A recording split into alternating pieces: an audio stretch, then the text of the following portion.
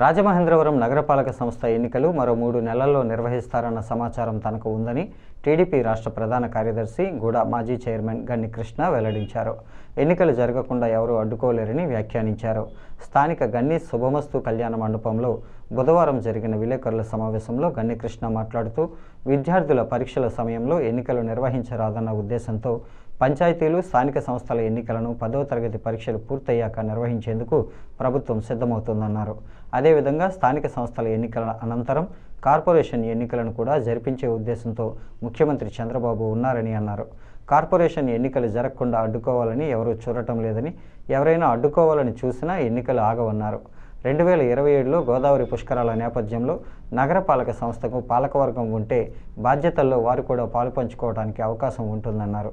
Mayor అభ్యర్థి విషయంలో కూటమిలోని మంత్రి దుర్గేష్, ఎంపీ పురంధరేశ్వరులతో కూడా తాను మాట్లాడానని, కూటమి తరపున మేయర్ అభ్యర్థి టీడీపీ నుంచే ఉండాలన్న అభిప్రాయం వ్యక్తమైందన్నారు. శుభాకాంక్షలు, మరి సంక్రాంతి శుభాకాంక్షలు కూడా తెలియజేసుకోవడం. ఈ ప్రత్యేకించి ఈ సమావేశాన్ని ప్రతి సంవత్సరం ఇదే డిసెంబర్ 31ని పాత సంవత్సరానికి వీడుకోలు పలుకుతూ కొత్త సంవత్సరానికి స్వాగతం పలకడం కోసం మీ అందరితో సెలబ్రేట్ చేసుకోవడం కోసం. అంటే నాకు తెలిసిన ఇన్ఫర్మేషన్ ప్రకారం మీ కోరిక అతి త్వరలో నెరవేరబోతుందండి. అతి త్వరలోనే ఇంకా ఎవరు ఆఫ్ చేసినా ఆగేది కాదు. ఈ బహుశా నెక్స్ట్ మంత్ 1 or 2 monthsలో నోటిఫికేషన్ రాబోతుంది. మా రాబోయే 10th క్లాస్ ఎగ్జామ్స్ అన్ని అయిన తర్వాత సమ్మర్లో లోపల జరగబోతానని చెప్పి నాకు తెలిసిన వార్త మీతో పంచుకుంటున్నాను. ఇంకా పుష్కరాలకే మిమ్మల్ని మేయర్ పదవిలో చూడగలరు. అది దైవేచ్ఛ.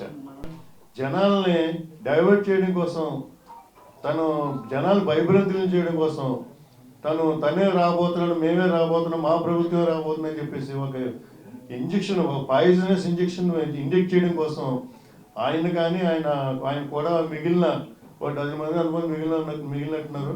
వాళ్ళు కానీ నిరంతరం కూడా మాట్లాడుతున్నారు. ప్రజలంతా సన్నాసులేం కాదండి. ఎందుకంటే ఒకసారి ఒక్క ఛాన్స్ ఇవ్వండి పాపానికి 5 ఏళ్ళు నానా హింసలో పడ్డారు, జైలుకి వెళ్ళారు, నానా బాధలు పడ్డారు. అప్పుడు పిల్లల భవిష్యత్తు కూడా ఒక తరం భవిష్యత్తు వెనకపోయింది. ఇప్పుడు మళ్ళీ ఆ తప్పు చేయడానికి ఎవరు కూడా సిద్ధంగా లేరు. ఈ తెలుగుదేశం ప్రభుత్వానికి మళ్ళీ, ఎందుకంటే దీనికి కూటమి ప్రభుత్వానికి అండగా పవన్ కళ్యాణ్ గారు కూడా చాలా బాగా సిన్సియర్గా వర్క్ చేస్తాడు. ఆయన దాంట్లో ఎనీ డౌట్. ఆయన సిన్సియర్గా వర్క్ చేయడమే కాకుండా చాలా సర్ది చెప్తాడు. ఆ పార్టీ వాళ్ళు కూడా సర్ది చెప్తారు, అందరూ కూడా. కాబట్టి ఆయన కూడా అప్రిషియేట్ చేయవలసిన అవసరం ఉంది. కాబట్టి కూటమి ప్రభుత్వాన్ని కాదనుకుని మళ్ళీ ఆ 11 సీట్ల ప్రభుత్వాన్ని మళ్ళీ తీసుకురావడం కోసం ఎవరు కూడా సిద్ధంగా లేరు.